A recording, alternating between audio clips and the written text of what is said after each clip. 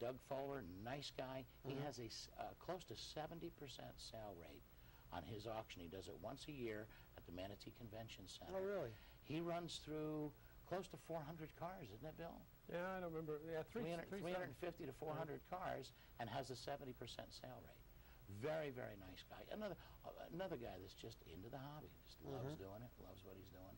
I had a man call me, want to know when the auctions were in Sarasota. Yes. And I'd tell them... Send them to me. They call me for everything else. Okay. They call me on where to take their car to get it repaired. So, I mean, you know, I tell them to call Mergens, you know. All right, we're going to show you a little film clip. Mr. John Graham, cruising reporter. He's all over. This is another show from Vermont.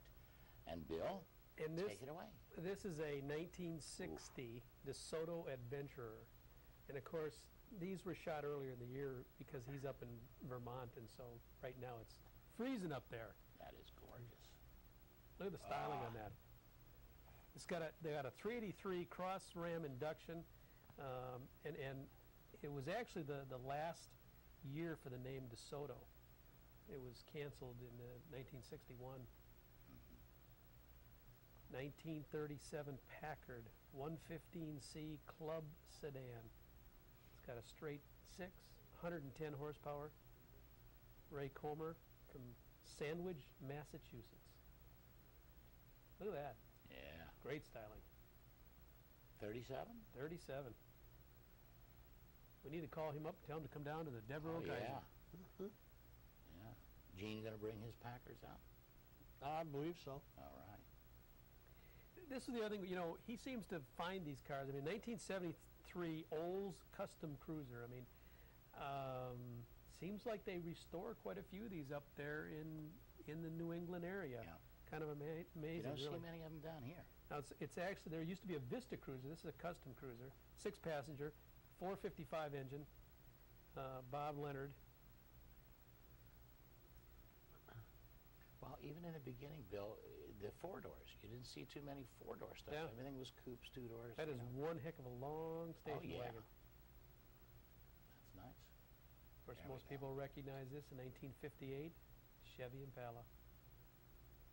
2-door hardtop, 348, 245 horsepower. It's got 69,000 miles on it. 348 engine was the precursor to 409s.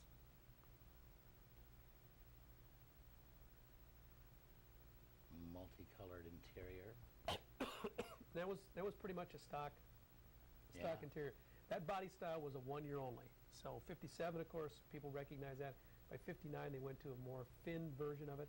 So 58 was a 1-year only, which is kind of interesting that they even did that back then, but I guess that's the way it was.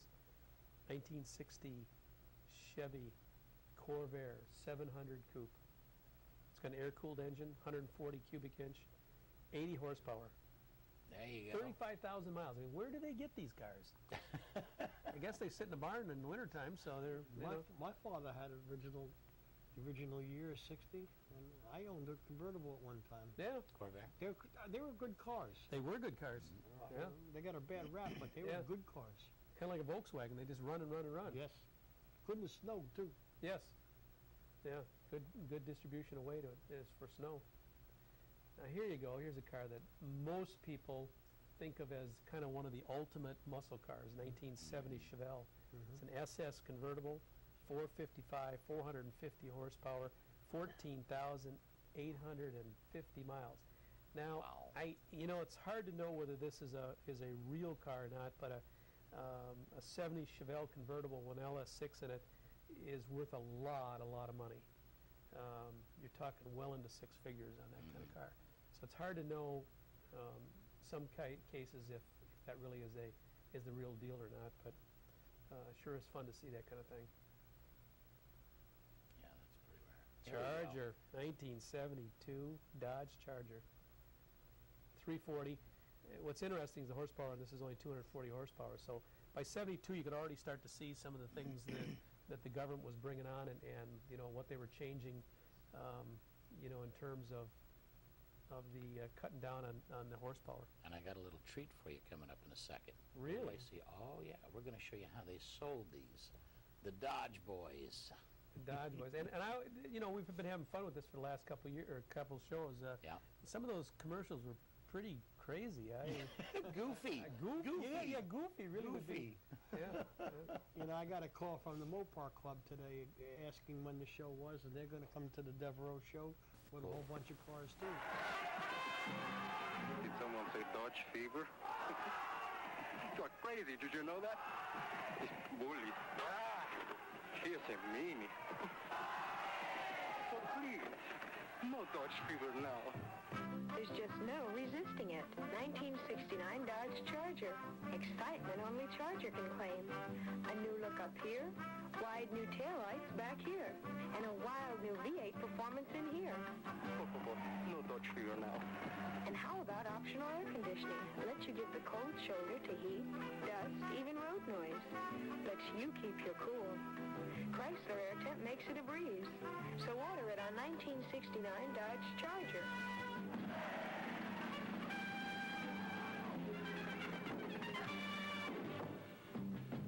Dodge Fever, more forceful than ever. Dodge is turning up the fever now. Well, Not bad. I think that commercial was full of bull. Yeah. So we come back to a 1939 LaSalle sedan.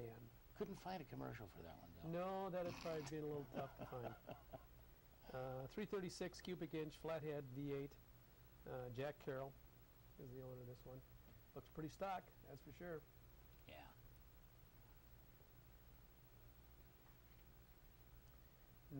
'68 Honda.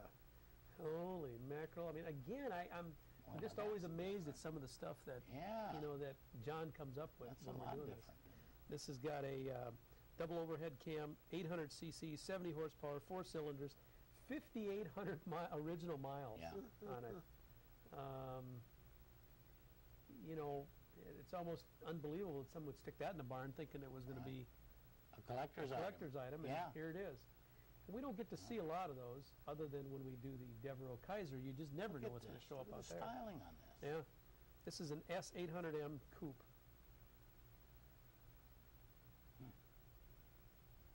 Looks almost like a little opal in the back. Yeah, a a little bit. A little bit.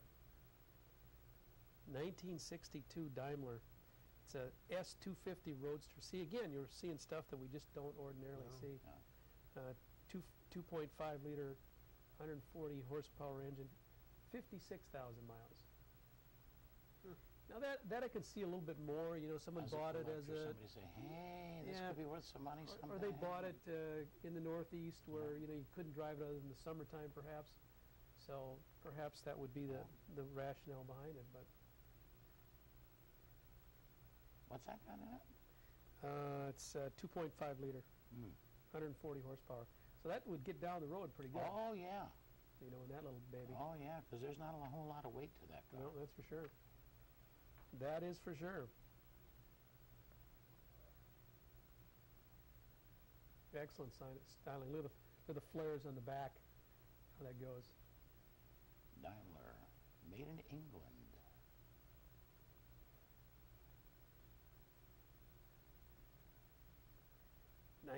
'39 Studebaker. Commander sedan, all original. That's amazing. I'm a Studebaker man. I love Studebaker. And, Oh, yeah. and we see Studebakers, but most of them are the mid-50s cars. All that we brought to see. you in part by Keels and Wheels. That guy? That your line. I almost missed my line. No, I was waiting for you to, with your line. I was on a phone. I was on I a know phone my after line. with Jim Jim pays too. me every week for that line. Yeah, he does. Same as you. Yeah. And they're taking a booth at the Devereaux Kaiser show this year. Yes. Yep. He'll be out there. He's a neat guy, and he just loves the hobby. Mr. John Graham, if you're out there watching with your wife, I want to say hello to you and thank you so much for all this great stuff.